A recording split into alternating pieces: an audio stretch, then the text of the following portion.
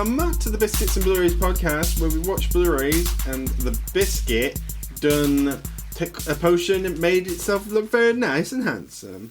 That was wank. Don't worry about it. I'm not clapping that. I can't clap No, that. I was standing up for... Okay. Welcome to Shrek month. Yes. This is where we've peaked. The month of Shrek. The Shrek the month. First of all, it was purely a coincidence that we dropped our Shrek episode the same day as the teaser that came out for Shrek 5. I know, it was really weird. It was like, oh, okay. Sometimes the stars just align like that. And then our theatre group did their own Shrek thing as well. It was like, bloody hell. We had Shrek comes in threes. But yeah, we had quite a bit of an overdose of Shrek. Not enough Shrek? Yeah. Enough. More than enough, I'd argue. But a quick thing before we talk about Shrek 2. This is welcome to the Shrek 2 episode. How do you think Shrek 5 looks? The animation is better. That's what people need to realise compared to the old stuff. Uh-huh. However, do we want it? No. Does it work? Not really, no. I think people fell in love with the older animation. Mm-hmm. You could have just used that. I'm sorry. I know Puss in Boots has had a bit of a clean up. Yeah. Looks a bit fresher. I don't think people are feeling the same thing with Shrek. I think Shrek and Puss in Boots are completely different properties in that respect. Despite the fact that they are not different properties. But they feel it, I think, to fans. I see what you mean. I don't mind the animation on it looking better, but yeah, a few tweaks. Yeah. Maybe it's make Donkey look less like a crack addict, and then we'll talk. But he looks... He's the worst out of all of them. And also Fiona, what the fuck? Yeah, they've done her dirty. They really have. I mean, it's like, we'll glow her up just to pull her down. Did they glow her up? They do glow her up. She starts looking fabulous and fierce, and then it's like, oh. Yeah. Anyway, that's that. We'll talk about it when a full trailer drops. Mm-hmm. We're not there yet. Guys, we can Sonic the fuck out of this. We have the power to change it. I'm still holding out hope. Holding out for a hero. I'm holding out for a hero. Because Puss in Boots was banging. So, I'll take it. You liked it more than I did. Puss in Boots is excellent. It's top tier. It's a 5-star movie. Cool. You know what else is a 5-star movie? This. Shrek 2. Welcome to the Shrek 2 episode. Woo! What a good time. I love this film so much. I know it almost frame by frame. Go on then.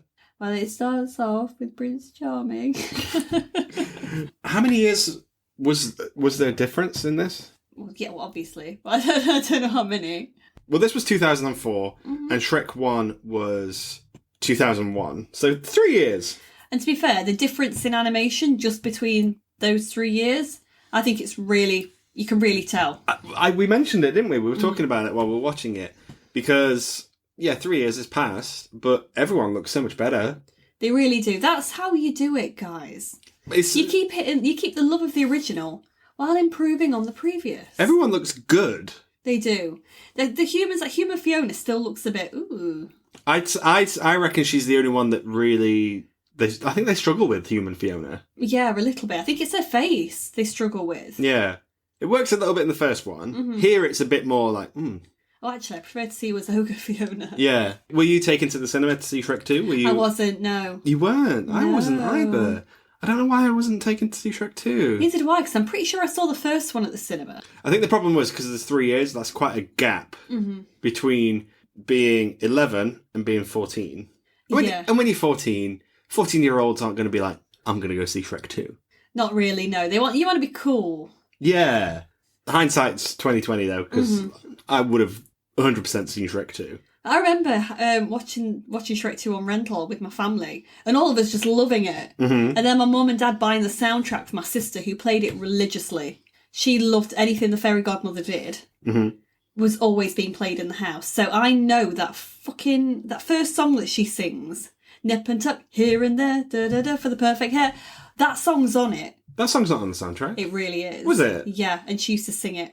There was only a few songs on the soundtrack I would really listen to, and it would be first of all, let's get this out of the way now. The first Shrek was nominated for 1 Oscar, Best Animated Movie. It got it, well done. Yeah. This was nominated for 2 Oscars. As it should. Correct. Would you care to take a guess at what the other one would be? Well, it's going to be Best Animated Film. Yep. It didn't win. It didn't. No.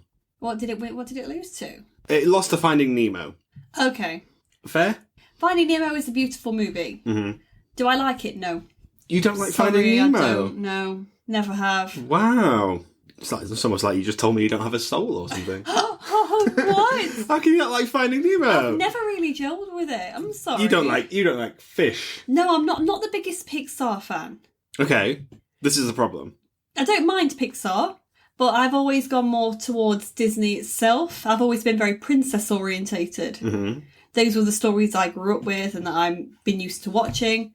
I can appreciate Pixar. In terms of 3D animation, would you say you were more DreamWorks?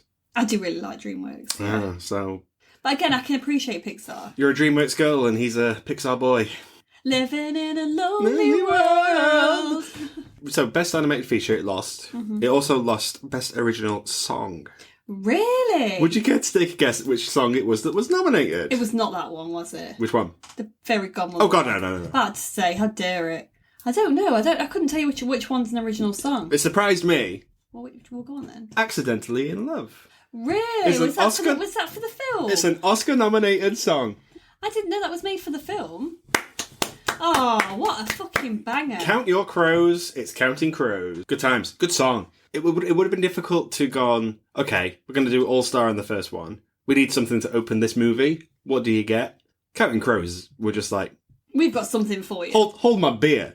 Oh, I love this song. I remember it really sticking with me. Like, I've got to download this. Mm-hmm. Put it on my MP3 player. Yep. Just downloaded from LimeWire, was it? Everybody downloaded from LimeWire. Oh my God, my first family PC was just riddled with viruses. That's not the only good song in this movie, just by the way. Does this have a better soundtrack than the first? Yes. Oh, this is much better than the first one, yeah. Name songs that are better in this than the first. Don't even. First of all, I think this was the first time I ever heard Funky Town. Okay. It's weird knowing that's the first time you've heard the song. Interestingly, Changes came on the radio today, and a colleague of mine actually went, "This reminds me of Shrek." And I thought, oh, here we go.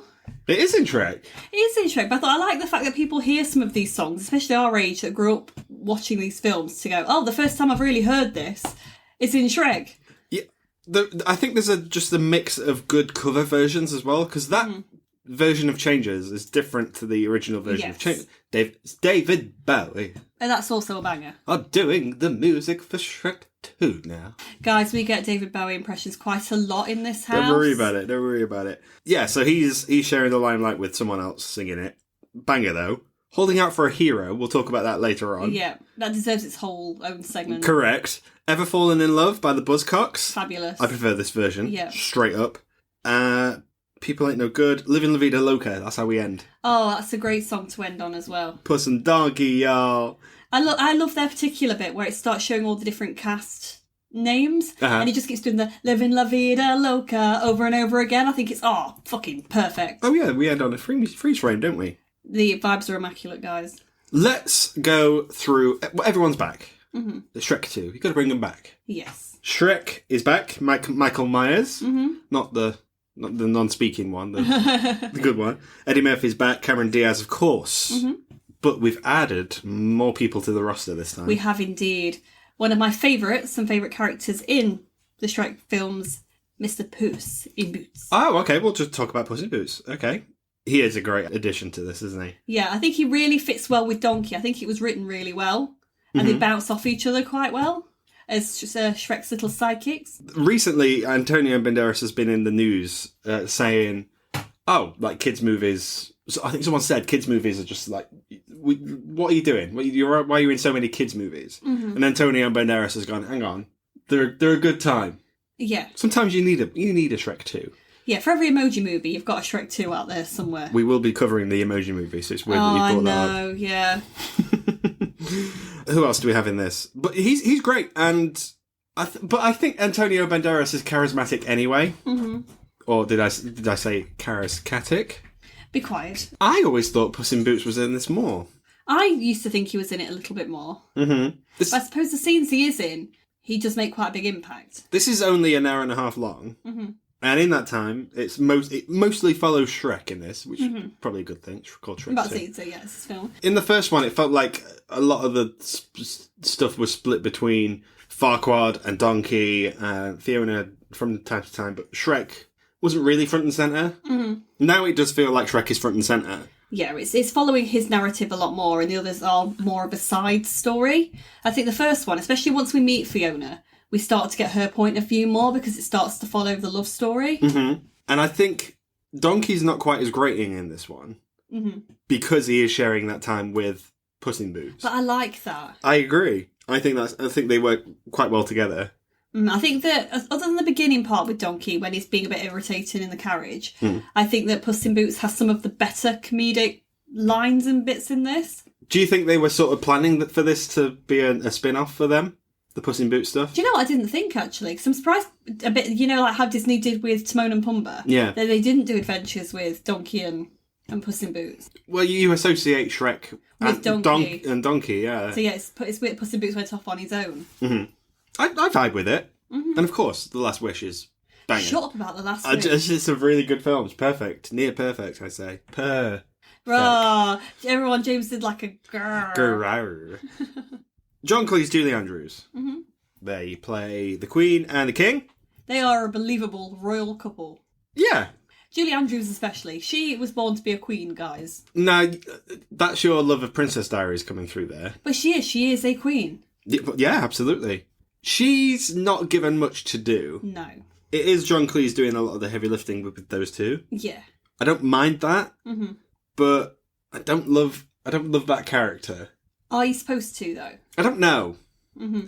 Anytime the film gives him something funny to do, it sort of comes off a bit cringe. Yeah, I know what you mean. Yeah, and I just think, well, John Cleese is doing what he's told to do. Mm-hmm. That's not the problem. I don't know. But luckily, he's not. Again, he's just a small part of it. Yeah, he's on screen and then he's not. He was better in Five Foot Goes West. That's all I'll say. Oh, he was. No. He was. You know he was. No, it's the spider. The flying Oh, the spider is so cool, guys. Before we talk about my favourite edition, Prince Charming's in this, Rupert Everett. He's a great addition as well. His voice is perfect for this. But he can do this in his sleep. He can, but it doesn't mean he shouldn't. Yeah, you're not wrong. Best known, of course, for My Best Friend's Wedding. Oh, yeah. The moment I wake up, yeah. Is that a thing? I haven't seen it. I say a little prayer for you. I bet you've seen that scene. Yeah, when they're all singing it in the restaurant. Oh, yeah. Wait, is that the Toni Collette movie? No. Which one am I? Muriel's Wedding. Oh, shit. Okay, yeah. Oh, Cameron Diaz movie's in that. Yeah, she's in that as well, yeah. Oh, great. Okay, cool. Maybe that's why he's in this? Mike Myers isn't in that. Is Eddie Murphy in that? No. Is Antonio Banderas? No. Oh. Damn it. That'd be better. Well, Shrek 2. Yeah, Rupert Everett's good. Not great. He has more to do in the third one. And I like him in the third one. Mm. I do. He's probably one of the best parts of the third one. One of the worst parts, we'll get to him, is Jade. Yeah, we'll get to it. We'll get to it when we talk about Shrek 3. But I think I've seen Shrek 3 once. We watched it a lot long ago, me, you and our brother-in-law. Did we? And you all kept laughing. And you was like, oh, I forgot the parts of this were funny. Okay, so I've seen it twice in my life then. Maybe. But we're on Shrek 2, James. We're talking about Shrek 2. My favourite addition to this cast by a country mile is my Lord and Saviour, Jennifer Saunders. Yay! I think I grew up watching French and Saunders when I was a kid. I always liked them, you know? I'm glad you did. And she's from Lincolnshire, so... They're local lass. Local lass. Yeah, good times. I love her. She's great in this. Anyone born in the UK, they're local, they are. Anytime we've said that about a celebrity, though, they tend to be quite local to us. Anybody in the East Midlands? They were local. Yeah, local lad. Yeah, Jason Statham, just born down road. Down road. Jennifer Saunders is great in this. Do you feel like it could have been anyone else? No. Do you feel like it could have been Dawn French, for instance? No. It had to have been Jennifer Saunders. It had to have been her, yeah. She's perfect. She's such a great villain as well. She's delicious. She's fabulous. Mm-hmm. You can tell she's really enjoying it. The first Shrek, we took quite a few blows to Disney. Mm-hmm. We were like, okay, pull up your dukes, Disney. Yeah. Ding, ding, round 1. This is round 2. How are we faring with the Disney comparisons here? They're still slapping them, aren't they, really? But I suppose the thing is with the Shrek properties, again, it's mixing in fairy tales. Mm-hmm. But it does have a couple of digs every now and again, which we do. We open with like. one. Yeah. I mean, Little Mermaid, which is a beloved Disney cause of the Disney Renaissance. It is, but it's not their story. Yeah, but first 5 minutes of this, we are throwing that away, and we get a mermaid with red hair, looking very Ariel-esque, but not wearing a top. Oh, filthy, dirty. No wonder Fiona was pissed off. I would be. Yeah, absolutely. And she's eaten by sharks. But she could talk to the sharks, right? We never saw her talk to sharks. Do you remember the beginning scene? They gave you drip. Oh, she didn't talk to the sharks? Yeah. Oh, yeah. That's a movie. Anyway. John Cleese and Julie Andrews recorded their scenes together. Ah. Because, why not? But the others didn't. Still didn't. They still did it too far. They all did it far, far away from each other. Woo! Clap for me! Clap for me! Do we clap too much in this? You do. Alright, cool. The pop culture references. James was really sad, everyone. He was sat taking notes throughout this. He couldn't just enjoy the movie. It's important to address. If you gave the first one grief for taking a dig at The Matrix, I'm going to do the same here. Yeah, The Matrix is cringe anyway. No, The Matrix is banging. No, because every movie did it. Every, spoof movie, and there was loads of spoof movies around that time, all did The Matrix shit. The thing is, if you're going to do a pop culture reference, it has to be of something that is quite timeless. Mm-hmm. Shrek, so far, in our rewatches of it, they've hit the nail on the head. Yeah. There was only one joke I was like, oh, it's the first time I'd actually remembered it registering. And I went, oh, all right. Which one was that? The Shirley Bassey tree. So Shirley Bassey's just part of this Shrek lore, right? Yeah, when they're in the forest, Donkey just turns to Shrek and goes, oh, that's that tree that looks like Shirley Bassey. And it's like, what? The tree did look like Shirley Bassey, to be fair. I think she is a tree in this universe. You think? Okay. Oh. Julie Bass tree. I don't know. Why would you say Julie? I don't know. You forgot her name completely. Shirley Battery. Shirley Battery? What are you on about? Are you having a stroke? I'm tired. Would you like me to name some films that this... Go on then. Oh, I'm going to do it. Go on I've then. compiled a small list. Compiled? This isn't all of them. That's a big word. But it's exclusive. But, some good stuff. Lord of the Rings, off the bat. Spider-Man, same scene. Mm-hmm. From Here to Eternity, or Grease. Mm-hmm. Mask of Zorro, of course. Alien, Indiana Jones, The Wizard of Oz, Mission Impossible, Frankenstein, Godzilla, and Flash Dante. Good movies, is what I'm saying. Okay. Iconic movies. I feel like this film is doing pop culture references more than the first one. Yes. I think even the little background bits and pieces that... it's not product placement as such, but there's like the, Versace. Yeah. And stuff like that. There's a lot of that in this film, and I think it's really clever. Far, Far Away is incredible. So, the plot of the movie is essentially Guess Who's Come to Dinner, which is it's quite a formulaic trope. It's Meet the Parents, isn't it? It's Meet the Parents, yeah. I'm never not bored by it, though. Wait, Neither I'm am never I. not bored by it? I'm never bored by it, though. Yeah, it has some of its slower moments, like any movie, but I feel like it keeps me engaged. I think this takes ages to get going. Really? Yeah, I do. Because it feels quite silent. Off the bat, we're sort of going, okay, we've got the scene with Accidentally in Love, and then we've got the scene with Donkey, and there's like, okay, we're going to Far, Far Away. But then it's just those three for a bit. And it's like, okay, well, all that, are we there yet? Boring. Not funny. Don't like that. Don't lie, you like to hit 'em up, bring 'em up, rawhide. That was ad-libbed. I got the fact for it somewhere. Oh my god, where is it? Oh, here it is. When Shrek and Donkey are leaving for Far, Far Away, Donkey sings Rawhide. Eddie Murphy ad-libbed the version that was put into the movie. I like that, though. Which is why those aren't the lyrics.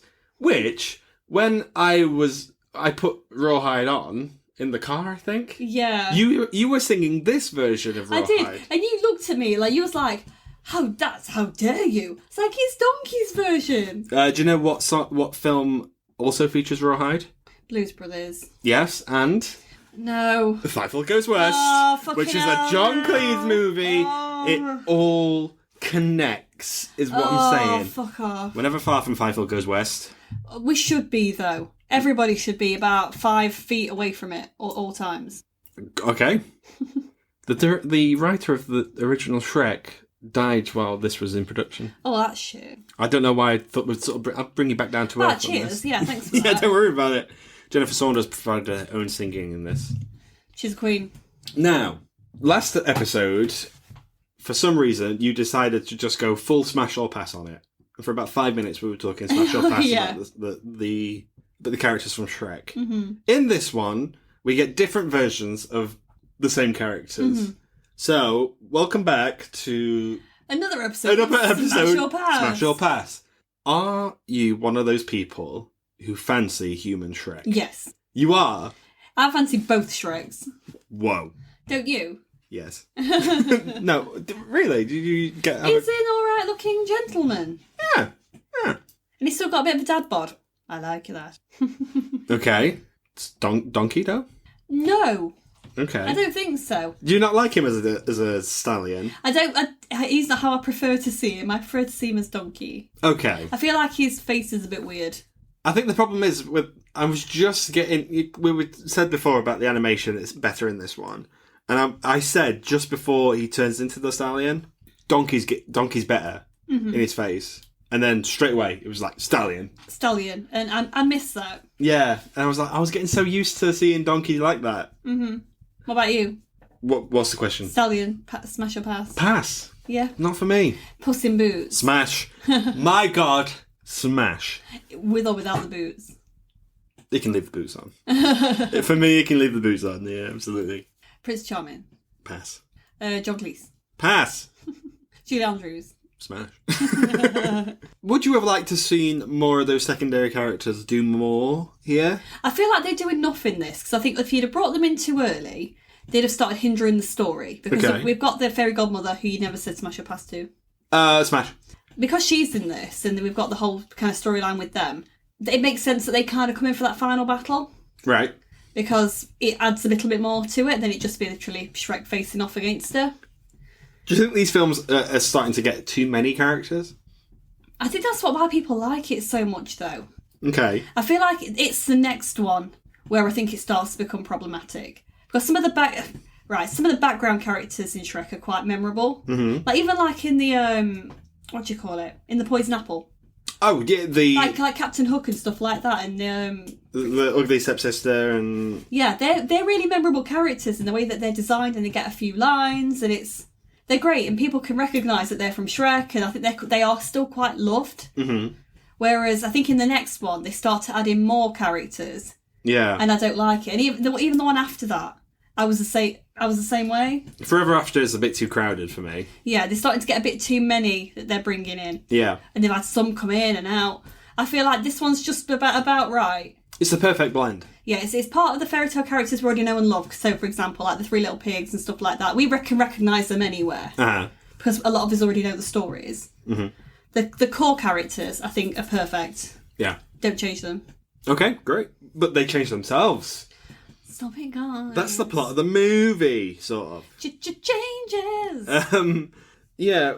Now, there is a subplot here that needs to be addressed, because you wouldn't drop it while we were watching the movie. It's the dragon. Mm-hmm. Now, originally the Elizabeth. Elizabeth, yeah. Her name is Elizabeth, like the Queen. The dragon was originally intended to be in this. Okay. So when Donkey does drink the potion, she was going to turn into a Pegasus. Okay, I'd like to think she's a Pegasus somewhere. That got dropped. Okay. Methinks you can't fit a dragon in this. There's nothing for her to do. I agree. Okay. There'd have been too many if she'd have been there too. However, you kept saying, what's the dragon turned into? Mm-hmm. What's she doing? Where is she? But early on, Donkey says, it's not working with the dragon. No, he doesn't. He does. He doesn't say it's not working out. She goes, "Why don't you go home? Why don't you go home to Dragon?" And he goes, "Oh, I don't know. She's been a little moody lately." So I figured I could just book with you guys. Is that what he says verbatim? It's more or less, yeah. Because then he's like, "Yeah, let's be back with you guys, roomies." But then she doesn't even turn up at the end. No, because he's on holiday. He's taking a break from the relationship. We know they end up back together. So they're on a break. Possibly, but I think they're still very much together. He even says her name. Yeah. When he falls down, I'm coming, Elizabeth. So yeah, that's her name, guys. Her name is Elizabeth. Or is that the name of some other woman? Who knows? Some donkey woman. But yeah, I'd like to think that somewhere the potions affect a dragon. Fair dues. I would like to have seen that maybe. Maybe in a post-credit scene.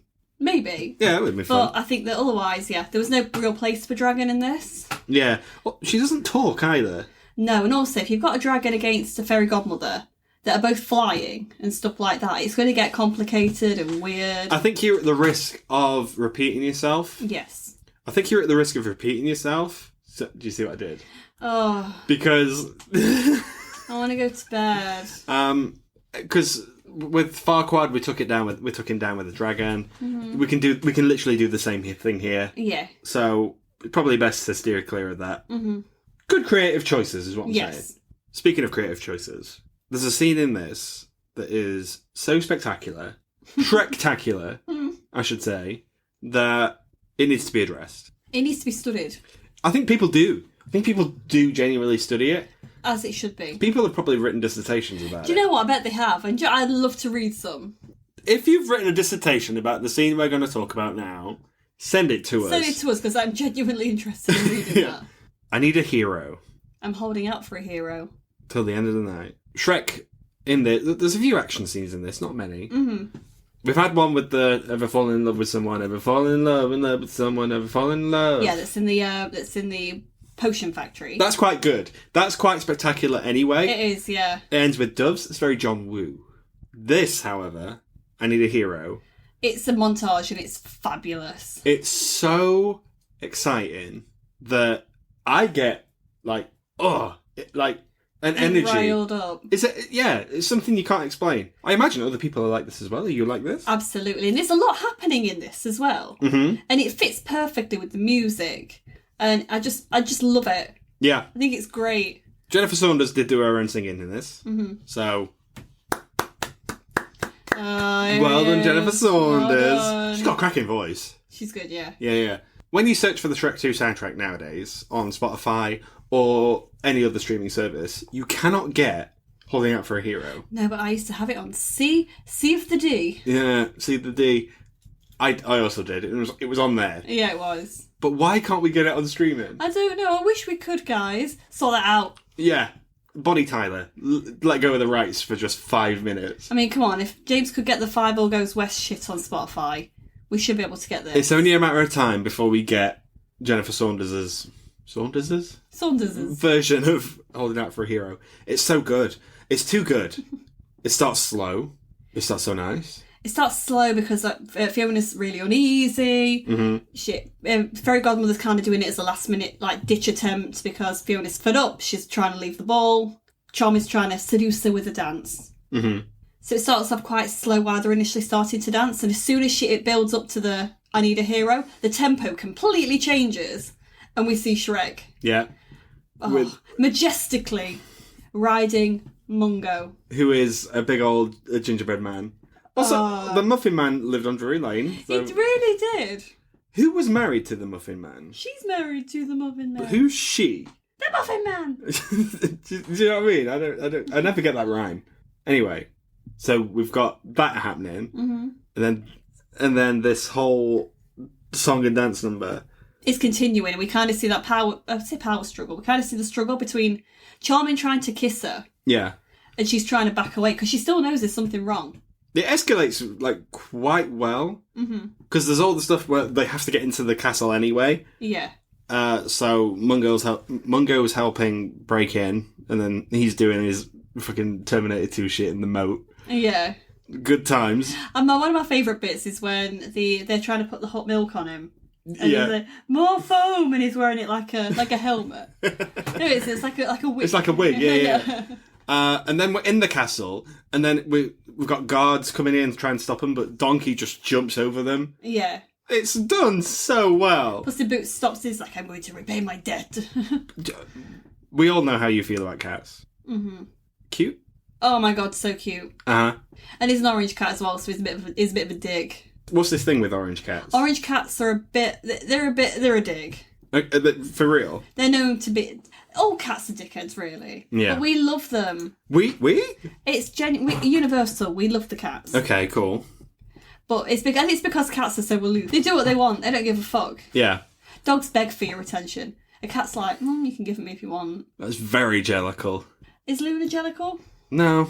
Take that back. She's like, I might appear over here, and then I might appear here. Have you fed me? Yes. Bitch was lying the other day. This is nothing to do with Shrek 2. It's just a side note about what's going on in our day-to-day life. Yeah. I fed her, and 5 minutes later, you walked in the room and you fed her. She screamed. Yeah. The kitchen down. She was like, and she was leaning up against the side of the door, going. Rrr! I was like, oh my god, my poor baby hasn't fed you. And she was lying. Cats, fraudulent. Cats are mysterious and aloof, and I don't like them.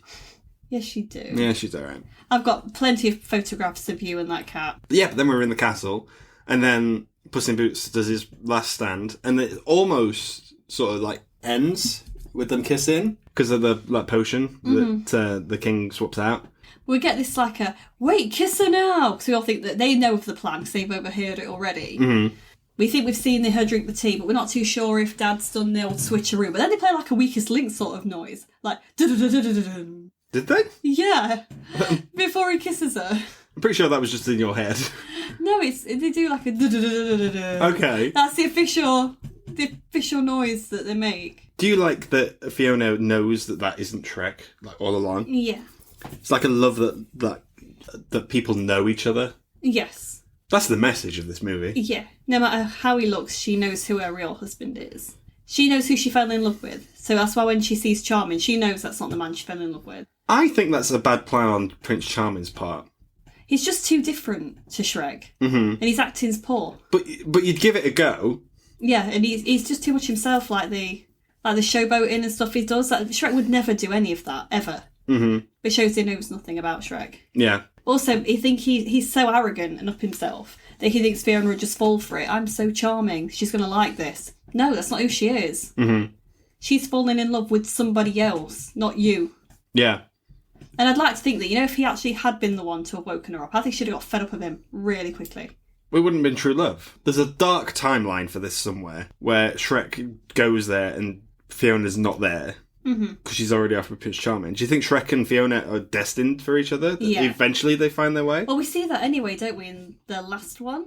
Oh yeah, that's the plot of the last one, isn't it? Yeah. Yeah, of course. Sorry. It's been a while since I've seen that one. Yeah, so there is a dark timeline of that existing somewhere. Mm-hmm. But there'll be another timeline of existing somewhere where it is Prince Charming that was the one that woke her up. Yeah. Where he got there first. And she will... I reckon she'd hate him. I don't think she'd actually... She'd put up with that sort of behaviour. Yeah.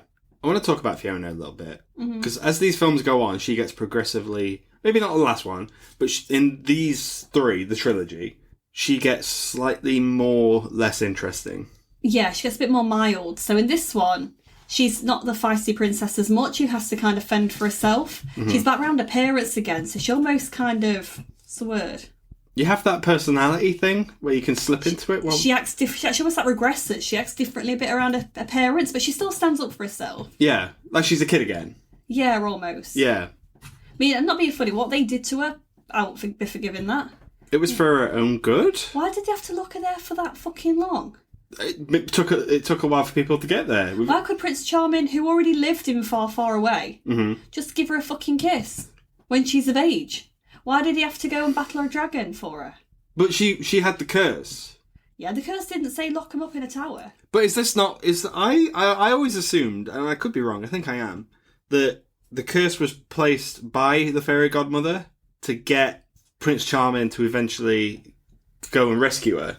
It could be like a secret timeline, but it always says, like she says as well in the first one, a witch cast a spell on me. Not a fairy. But the fairy can do... You'd have thought the fairy would be able to do something fucking better than that. Yeah. But then, if Prince Charming goes to save Fiona, there's not a chance he's going to stand up against that dragon. Not really, no. Yeah. Again, that's why I don't understand why she has to be in this fucking tower. She could have been in her own bedroom. Yeah? What, and still living the high life? Yeah. Yeah, fair play. She just can't come out at night. Like most children, actually. Yeah, but see, he's fucking staying in till you're 18, bitch. You're not going out just like that. No. Yeah. Oh, man. It ends beautifully, though, this. I do like the fight scene between the fairy godmother and literally everyone else. Pigs in blankets. Oh, pigs in blankets! And then Pinocchio getting a shot. I'm a real boy. I'm a real boy! I think that's so funny. My favourite joke in most of these, and the musical as well, it does it, is when, oh, you heard that rumour about me being a wooden boy? That's silly. And then everyone's like, well, that's the thing. That is you. I love that. I love those jokes. May they continue. Why do we keep killing off the bad guys in these? They need to go. Because let's face it, in the original Grimm's fairy tales, bad shit happened to the villains. A lot of bad shit happened to the good characters. Mm-hmm. But they didn't give a fuck. Yeah. Disney often glosses over a lot of what happens to some of these villains. Some of them outright have bad shit happen. Scar. Yeah, I mean, anyone sees Tarzan? Oh, God, yeah. That's quite dark. I haven't seen Tarzan. He dies, though, right? He gets hung, doesn't he? And it shows his shadow. Yeah. But then when you kind of think... Oh, Gaston as well, actually. Yeah, Gaston falls off of a building, doesn't he? But that goes back to old Disney with the witch. Old Disney wasn't afraid to do scary. Mm-hmm.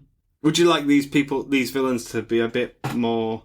Oh, this is what you get. This is what you deserve. Yeah, and I quite like the fact that it's dark. And yeah, Fairy Godmother's, she's gone. Yeah. She doesn't go in a shit way. It's kind of like, oh yeah, she turns into all these bubbles. Because that's what she's kind of... She's made of? I'm guessing. Yeah.